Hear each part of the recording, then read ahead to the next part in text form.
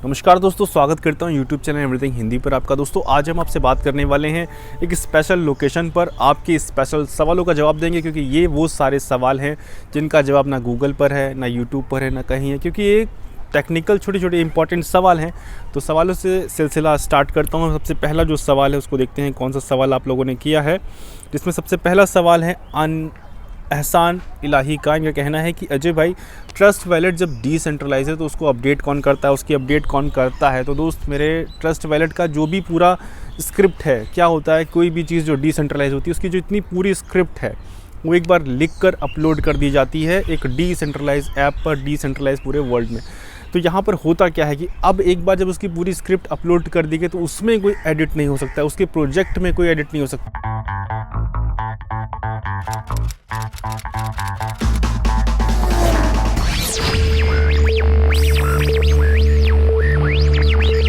अब बढ़ते अपने नेक्स्ट सवाल की तरफ, और नेक्स्ट सवाल किया है योगेश जी ने। उनका कहना है कि भाई, अगर फ्यूचर ट्रेड में बहुत सारे फंड को 2 से 5 लेवरेज लेकर छोड़ दिया जाए 1 साल या उससे ज़्यादा के लिए, तो क्या होगा, प्रॉफिट होता रहेगा, ये लॉस हो जाएगा, या हमारा ट्रांजेक्शन कट जाएगा, ऐसा क्या होगा। तो दोस्त देखिए, हर 8 घंटे में आपकी जो फीस है वो लगेगी, पहली बात।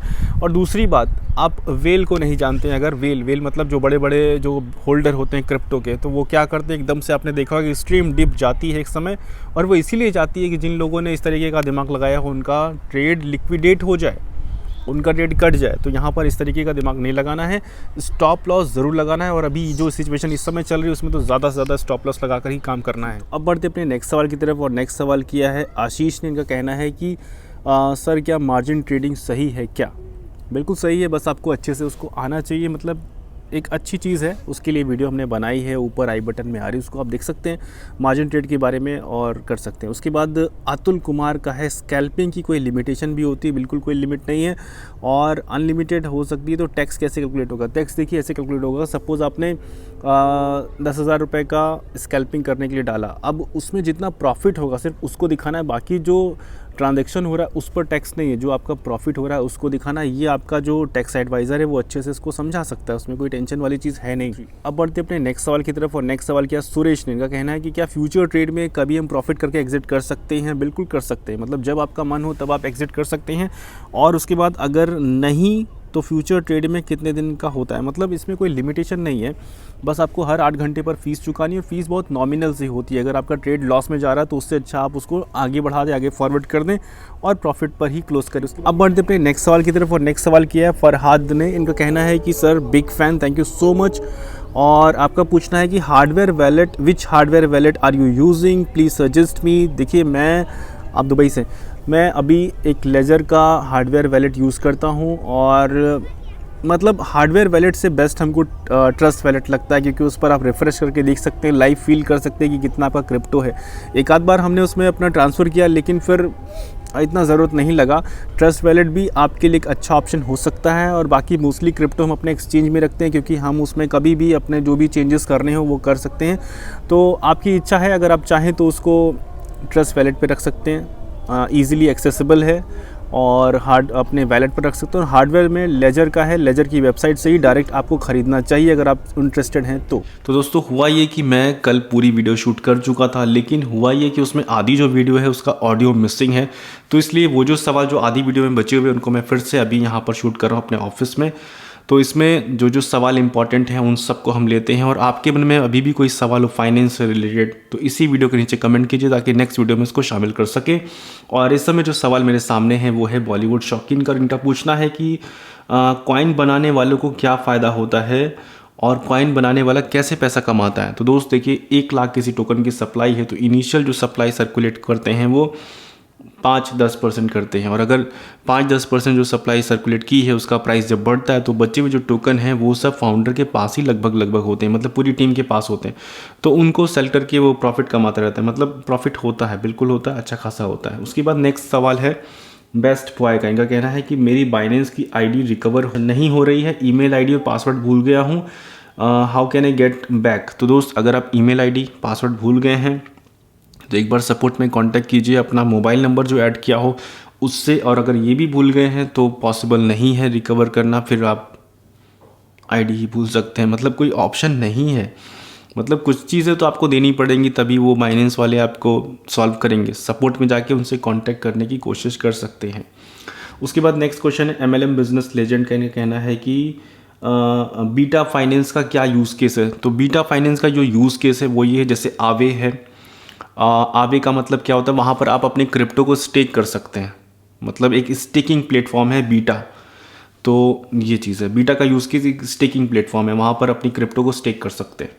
उसके बाद मिस्टर ऑगी हाँ, मिस्टर ऑगी का सवाल है कि मेरा क्वेश्चन है कि इंडियन गवर्नमेंट बैन की तरफ गई तो हमारा फंड ट्रस्ट वैलेट में रख कर अदर कंट्री में कर सकते हैं। तो दोस्त इसका सवाल अभी हम स्किप करते हैं, जब इसकी ज़रूरत होगी तब इसका जवाब देंगे, क्योंकि इसका जवाब देना उचित नहीं है अभी। रास्ता है, बस इतना आप समझिए, रास्ता है। उसके बाद नेक्स्ट सवाल है बॉबी सिंह का, और उनका कहना है कि सर हमने 1 इंच बाय किया था और 1 इंच की सप्लाई 18 करोड़ थी। Okay, after that supply 14 crore हो गई, ठीक है, और राइट नाउ 41 करोड़ है। तो क्या मुझे समझ में नहीं आ रहा क्यों ऐसा हो रहा है, सप्लाई अपने आप बढ़ क्यों रही है। बहुत ध्यान से सुनिए सवाल को, आपका भी हो सकता है इसी में जवाब छुपा हो। और कॉइन नीचे आता जा रहा है, ऐसा धोखा क्यों कर रहा है 1 इंच, बस इसका जवाब चाहिए मुझे। तो इसके लिए मुझे अपना लैपटॉप उठाना पड़ेगा। तो यहाँ पर अभी आप ये समझिए, 1 इंच की स्क्रीन आप सामने देख रहे हैं। 1 इंच का रेट करीबन $2.5 है, और इसमें यहाँ पर आपका ये जो सवाल है वो ये देखिए, सर्कुलेटिंग एक सप्लाई होती है। अभी आप इसको देखेंगे तो वो भी बढ़ चुकी है, 42 करोड़ हो गई। बहुत बड़ा धोखा कर रहा है, ऐसा नहीं है, धोखा नहीं कर रहा है। टोटल सप्लाई उसके ठीक नीचे लिखी हुई है। टोटल सप्लाई इस समय है इसकी 1.5 बिलियन है इसकी टोटल सप्लाई। मैक्स सप्लाई भी 1.4 बिलियन है, और इस समय जो मार्केट में सर्कुलेट है वो 421 मिलियन मार्केट में सर्कुलेट है। तो कोई ऐसी चिंता वाली चीज़ नहीं, जो आप पढ़ रहे हैं, जो आप करोड़ में बता रहे हैं, वो सप्लाई है जो मार्केट में सर्कुलेट है, वो हमेशा बढ़ेगी। टोटल सप्लाई उसके ठीक नीचे लिखी है। अगर हम ये देखें कॉइन गीको, कॉइन मार्केट कैप, किसी पर भी देखेंगे तो ये सारी चीज़ें क्लियर हो जाएंगी। बस आपको कुछ कन्फ्यूज़न हुआ है समझने में, आप सर्कुलेटिंग सप्लाई को समझ बैठे हैं टोटल सप्लाई, ऐसा नहीं है, सब चीज़ें नॉर्मल है, टेंशन वाली चीज़ है नहीं बिल्कुल। उसके बाद ऋषभ पाल का क्वेश्चन है, और इनका कहना है कि ट्रस्ट वैलेट पर पैनकेक स्वैप से ख़रीदा हूँ जिसकी लिक्विडिटी 0 है। इसको इसको हम कैसे बेच सकते हैं, क्योंकि मैंने ETHM कुछ ख़रीदा हुआ जिसको मैंने पिछले 15 दिन पहले बहुत ही अच्छा रिटर्न दिया। मेरा पोर्टफोलियो 10,000 होने पर भी मैं इसको 100 रुपये का कॉइन भी नहीं खरीद पाता हूँ इससे, मतलब। तो देखिए, इसका अगर ये जो आपका जो भी टोकन है, ये अगर किसी एक्सचेंज पर लिस्ट हो रहा है तो वहाँ पर इस टोकन को भेजकर वहाँ पर सेल कर सकते हैं। क्योंकि कई बार क्या होता है कि कुछ कारण से, हर एक के अपने अपने कारण होते हैं, कुछ अच्छे, कोई वजह होती है, तो कुछ अच्छे कुछ बुरे, तो इस वजह से लिक्विडिटी हटा लेते हैं पैनकेक स्वैप से। ये नहीं करना चाहिए, क्योंकि हर एक यूज़र अपने अपने हिसाब से ट्रेड करता है, उसको लिबर्टी पूरी होनी चाहिए। लेकिन कुछ लोग एक्सचेंज पर ही सारी लिक्विडिटी रखते हैं, तो आपको वो एक टोकन अपना जो भी नहीं सेल हो रहा है उसको एक्सचेंज पर ट्रांसफ़र करके वहाँ से सेल कर सकते हैं।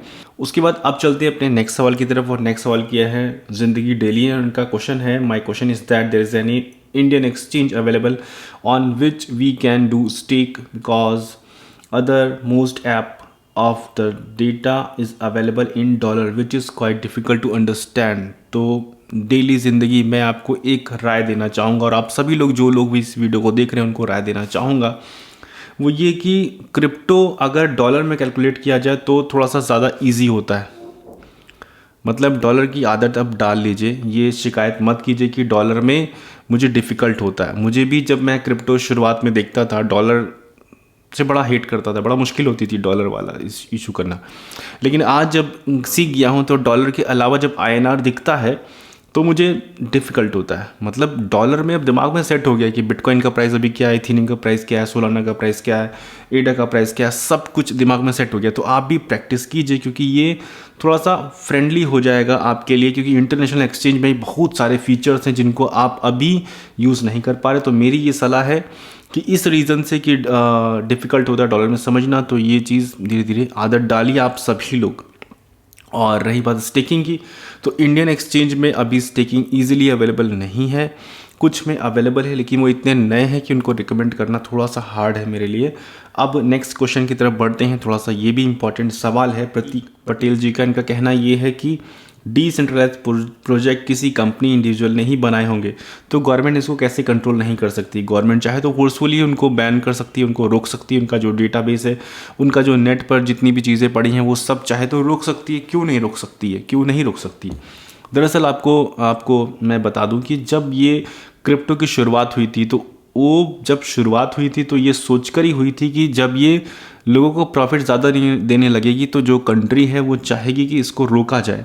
और क्योंकि बनाने से पहले इसको डिसेंट्रलाइज किया है, मतलब जितनी भी इनके जो इनका स्क्रिप्ट है वो हर एक माइनर के पास है। माइनर मतलब जो माइनिंग करते हैं।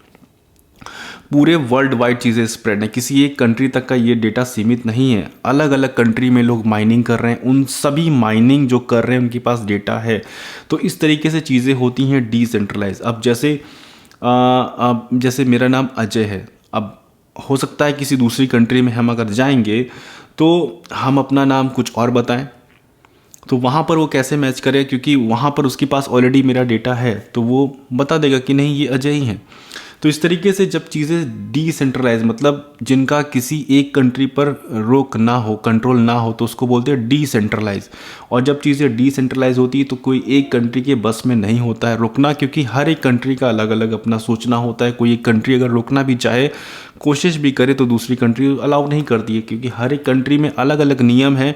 कुछ कंट्री में तो ऐसे भी नियम है जैसे कि आप सुनते होंगे कि बैंकों से लोन लिया और उसके बाद उस कंट्री में चले गए, फिर वहाँ से उनको लाने के लिए भी बड़ी माथापच्ची करनी पड़ती। तो यहाँ पर जो सिस्टम है दुनिया का बिल्कुल अलग है।